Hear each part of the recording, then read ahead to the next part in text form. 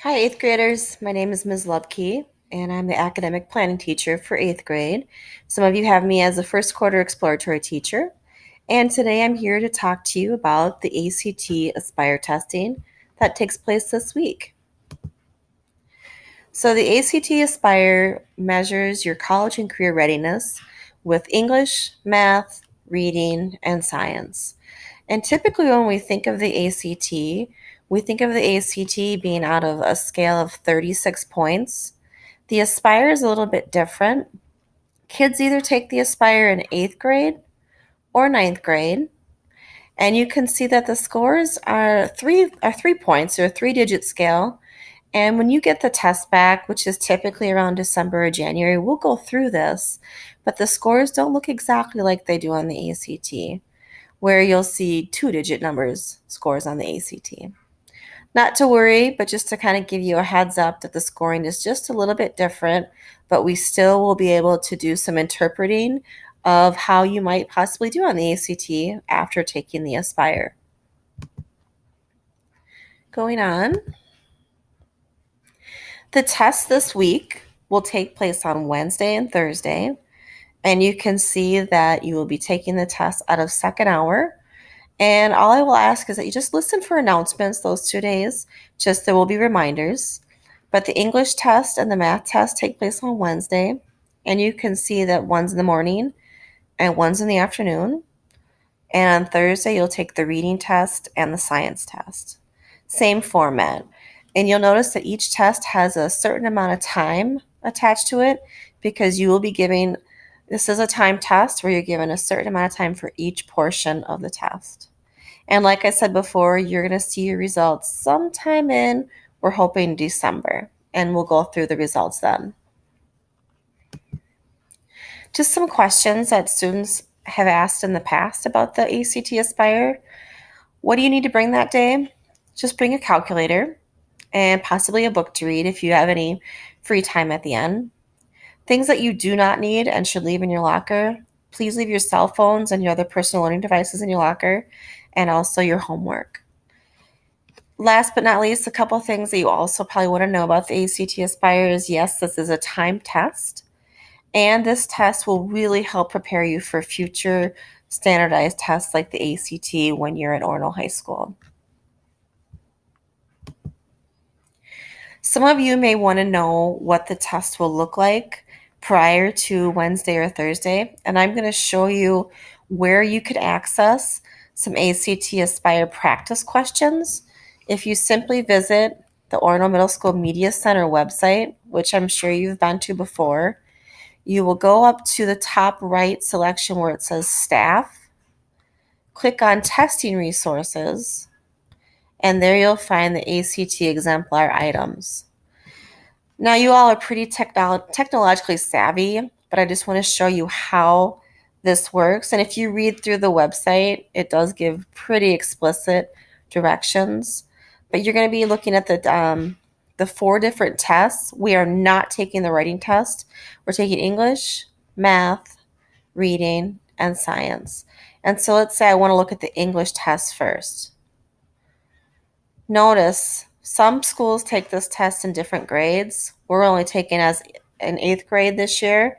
In order to access the English test items, you do have to know the username and password. They're fairly simple. English 8, ACT Aspire.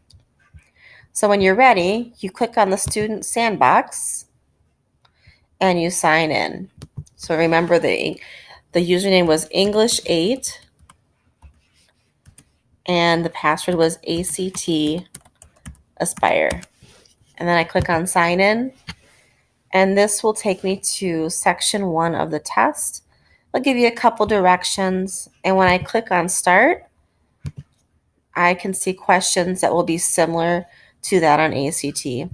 They do also show you the time at the top, just to kind of give you a gauge as to how long questions are taking you. And you'll notice this is the English portion. To respond to questions, you click on the dot. If you want to eliminate questions, you can do that. And you probably know most of this. So let's say I'm going to select D. Actually, nope, I'm going to get rid of that. My pointer. Yep, Miss Lupke's struggling here. Get rid of that. And I'm going to say D is my answer. And then I'm ready to go to the next question. And for the English portion, they give you 14 questions to go through. If I want to bookmark a question, I can do that and go back to it. If I want to review questions, I can skip ahead too. So you can see that is how the test navigator works. It's pretty simple. And when you finish, you basically submit your answers. I don't believe, though, that they give you your results, but give it a try. It's really great practice to see what the test will look like before Wednesday and Thursday. Okay. And again, remember, it's in the Media Center website. All right, just some really simple test taking techniques because we want you to be ready, and we know that you've taken standardized tests in the past. Since this is a time test, please make sure you pace yourself. Pay attention to the clock. There'll be a timer on your test screen, and typically your teacher will give you periodic announcements just to let you know how much time is left for the Aspire. Be really cautious when you're reading your test. Look out for those negative words like not or opposite. They typically give you clues for the answer.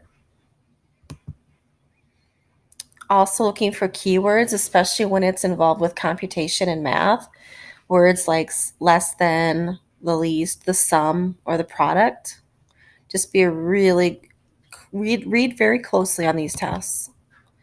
Remember to eliminate. You can use that elimination tool to eliminate the wrong answers. And if you have time, try to go back and review and recheck your answers. And you have that ability to bookmark on the test, so you can go back and look at questions. And I believe you can use scratch paper for the math portion of the test, so please feel free to write down any work you need to do on scratch paper. And of course, if you can't answer a question and it's really completely stumping you, just use that bookmark feature, skip it, and then go back to it. Then hopefully by the end you'll understand the question and be able to answer it. All right, some students tell me that they get really nervous for tests like these standardized tests. So first and foremost, if you have some time here in the next couple days, go through and take the test sample questions. It's a good idea to practice. Very, very important is to get a good night's sleep. Try to remember to get up at your normal time, eat a healthy breakfast that morning, and believe it or not, walking into the classroom with confidence, shoulders high, it's a great way just to be prepared for the test. Additionally, we do have some ideas for just ways to relax before the test, using some mindfulness and deep breathing. And additionally, we know you'll be looking at the screen for a while, so if you ever need to take a break, give your eyes a break every so often when needed with the screen. All right, I did mention using mindfulness as a way to be relaxed during a test, and I'm going to show you an example of what this might look like. And it does require you to be obviously mindful and respectful of those around you. So I'm going to go ahead and click on the video to get us started. And it's a simple exercise to remember how important it is to practice your breathing when you get nervous for a test. And it can work in a variety of situations. So sorry while I get this ready here. Okay.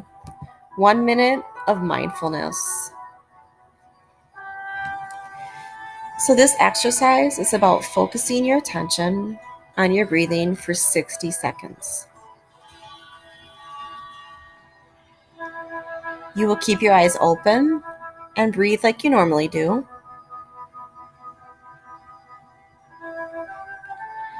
In the space of 1 minute, it's really common to get distracted. Don't worry, that's perfectly normal.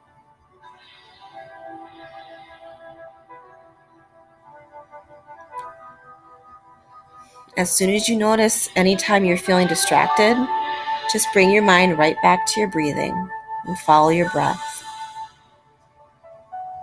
The minute of practice will start after the signal.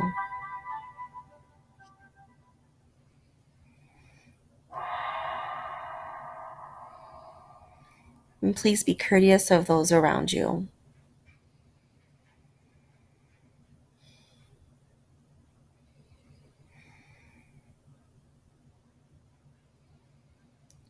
Focus your attention on your breathing.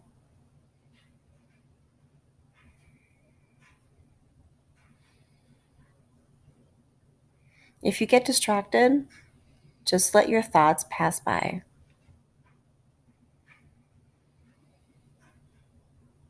And then bring your mind back to your breathing.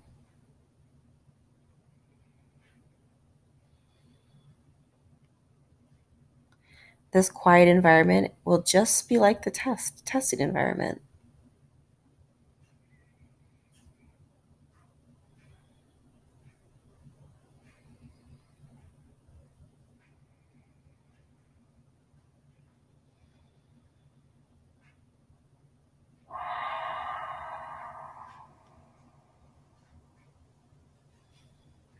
The exercise has just finished and 60 seconds of breathing has passed.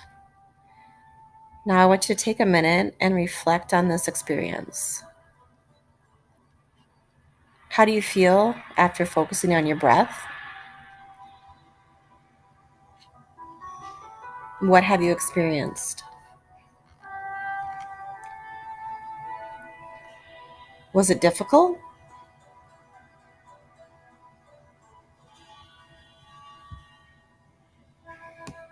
And that just is an example of one way you can take 60 seconds and focus on your breathing.